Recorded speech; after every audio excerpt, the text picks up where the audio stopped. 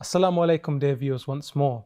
It's an honor to have you all back with us again on this spiritual tour, as well as physical in some respects, of the process of Hajj itself.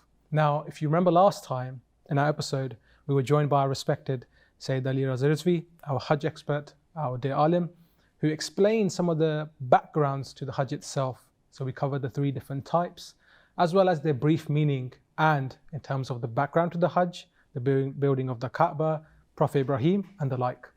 Now, I want you to keep your seatbelts fastened on. Don't untie them yet. I'm with you on this journey. We're going to now move on to the conditions of Hajj itself.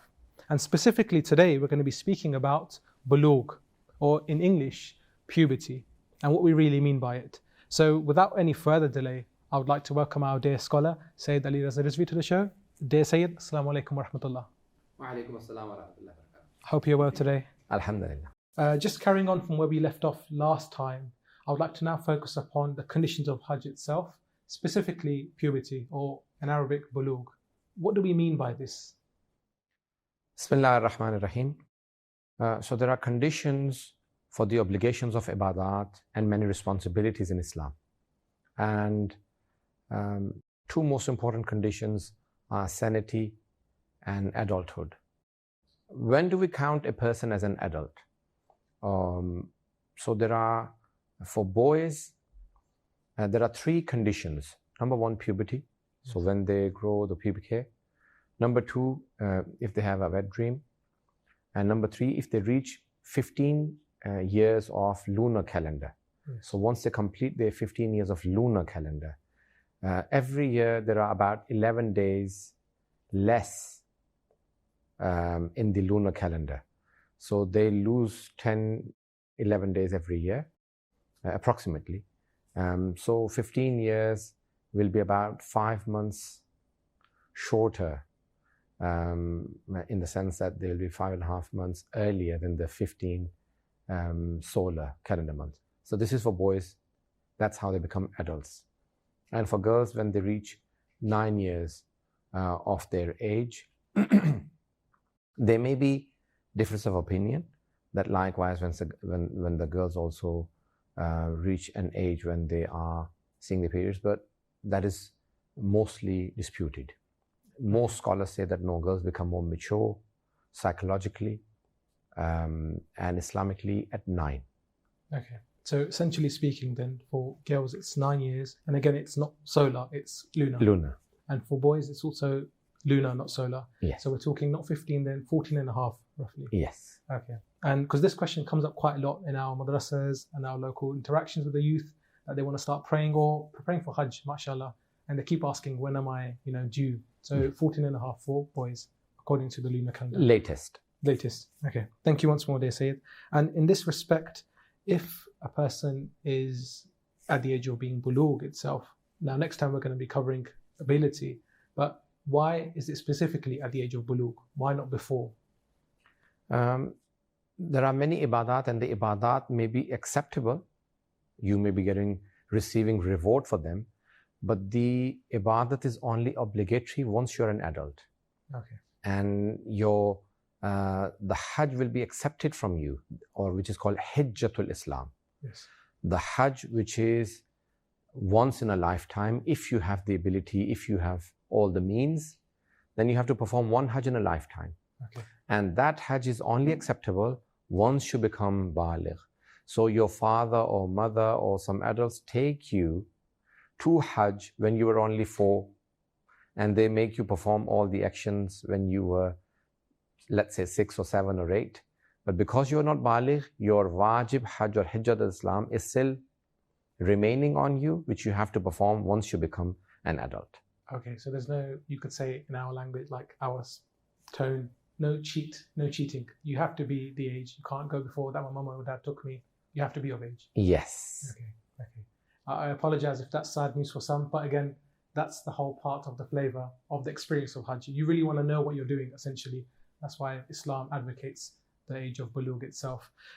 Dear Syed, in this respect then, what are the signs? You've mentioned some of them in terms of the growing of the hair and the mental capacity.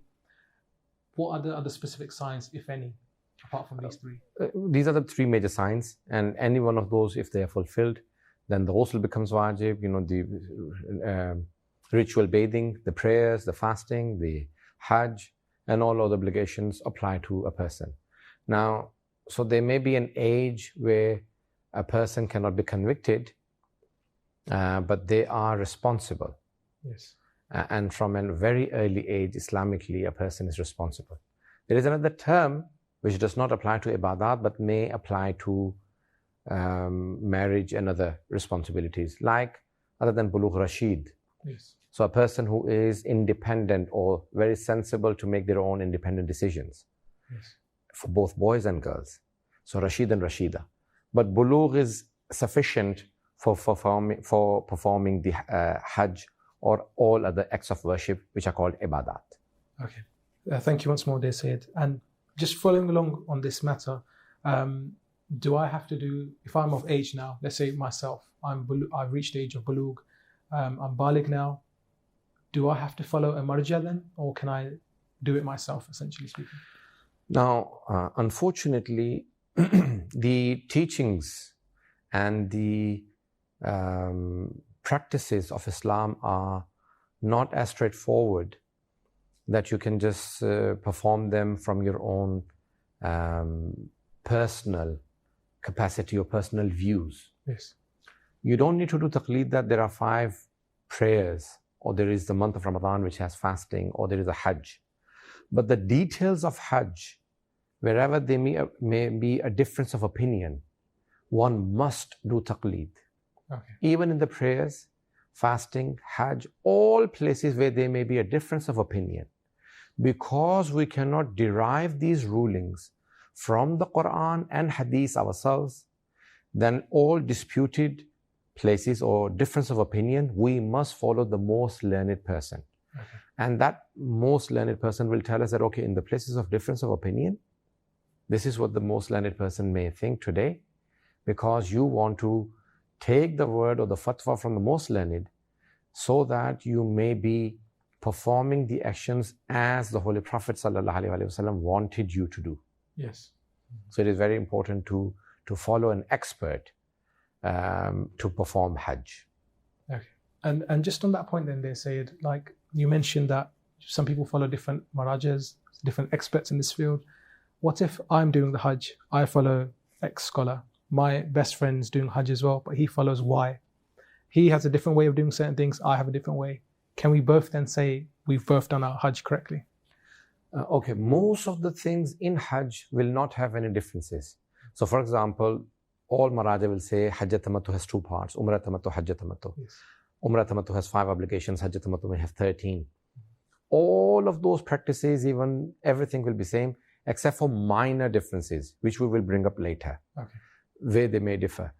And if you follow your own marja, so some may be more strict in allowing you to do certain acts, and some say no.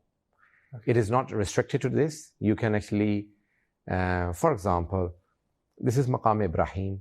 You can do tawaf from outside. Some say no, you have to do it from inside Maqam Ibrahim. Mm-hmm. So depending on your madhab, both may have a difference of opinion, but both are fine. Correct. So just to sum it up for myself, first and foremost, taqleed is essentially needed. Yes. Even though it's not wajib in terms of the manasik per se, it's still needed to do so. In manasik, it is wajib. Okay, it is wajib. It is wajib. Okay, sure. And just before we finish off there, Syed, in this respect, we mentioned for the girls that they have to be 9 lunar years. Why is there a difference between girls and boys in respect to Hajj or any other obligation? All other obligations, girls become more mature mentally, physically as well. They stop growing at an earlier age. They are psychologically stronger. So they can actually perform their obligations at an earlier age and it's still acceptable from them. Okay. The boys still have to mature up for another probably 2-3 years at least to be able to physically, psychologically perform those obligations, for those obligations to be acceptable from them. Okay, I see. So the girls do become more mature and Allah accepts their actions earlier, at an earlier age. Okay. So that doesn't mean it's a bad thing for our fellow brothers that, we mature at a later age. It's just that we tend to do certain things differently. So there's nothing to worry about. Everything has its own time.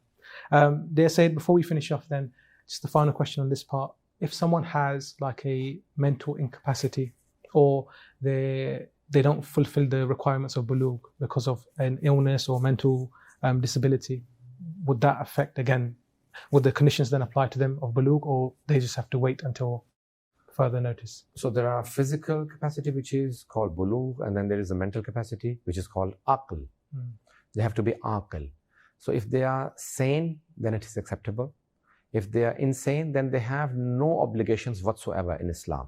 Okay. And any insane person, they have to, because they have no sanity, they have no faith, or so they all go to paradise without any obligations. They all end up in paradise because they've been tried in this world with an incapability or a difficulty or a trial which is beyond the capacity of normal people. Yes. So in the hereafter, they have no responsibilities to answer.